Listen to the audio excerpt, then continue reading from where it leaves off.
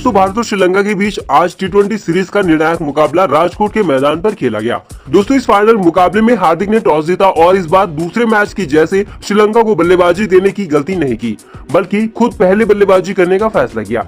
हालांकि हार्दिक के इस फैसले का फायदा ईशान किशन नहीं उठा पाए। भारत के पारी की शुरुआत करने आए ईशान किशन और शुभमन गिल से आज फाइनल मुकाबले में एक अच्छी शुरुआत की उम्मीद थी, लेकिन पिछले 2 मैचों में फ्लॉप रहे ईशान किशन आज पारी की चौथी गेंद पर ही स्लिप पर कैच आउट हो गए और इसी के साथ ही पहले ओवर में ही भारत को बड़ा झटका लग गया। ईशान सिर्फ 1 रन ही बना पाए। दोस्तों पहला विकेट जल्द खोने के बाद भारतीय बल्लेबाज दबाव में आ गए, खासकर शुभमन गिल जिन्होंने दूसरा ओवर मैडन खेल दिया। श्रीलंका की टीम भारत पर हावी होती जा रही थी। ऐसे में तीसरे नंबर पर बल्लेबाजी करने आए राहुल त्रिपाठी ने तीसरे ओवर में लंकाई गेंदबाजों पर अटैक करना शुरू किया।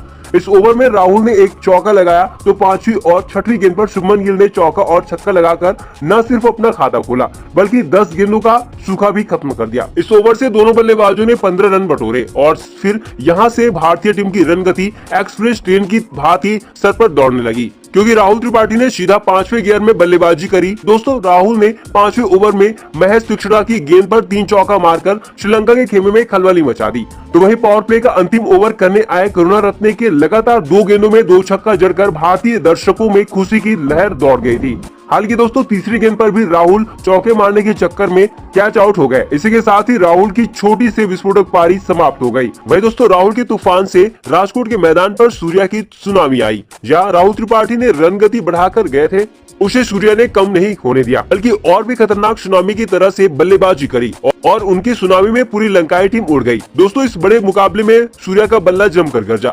मैदान में आते ही पहले ही ओवर में चौके से शुरुआत करने वाले सूर्या का बल्ला रुका ही नहीं। उन्होंने श्रीलंका के गेंदबाजों की जमकर कुटाई करी। उनके विस्फोटक बल्लेबाजी का अंदाजा आप इसी बात से लगा सकते हैं कि उन्होंने अपना अर्धशतक सिर्फ 31 गेंदों में पूरा किया। वहीं उनसे पहले बल्लेबाजी करने आए गिल 33 रन पर ही अटके थे। दोस्तों सूर्या ने शुभमन गिल के साथ मिलकर 14वें ओवर में ही शतक की साझेदारी कर डाली। इसमें सूर्या के बल्ले से 77 रन निकले तो गिल ने सिर्फ 23 रनों का योगदान दिया। हालांकि सूर्या की सुनामी को देखकर गिल ने भी अपना रंग बदलने की कोशिश की। 15वें ओवर में हसरंगा की गेंद पर शानदार छक्का जड़ा, लेकिन वे अपनी पारी को अर्धशतक में बदल पाते कि चौथी गेंद पर हसरंगा ने गिल को 46 रन पर बोल्ड कर अपने टीम को कुछ राहत दिलाने की कोशिश करी। लेकिन कुछ खास राहत लंकाई टीम को नहीं मिली, क्योंकि अभी भी मैदान में सूर्या की सुनामी जारी था।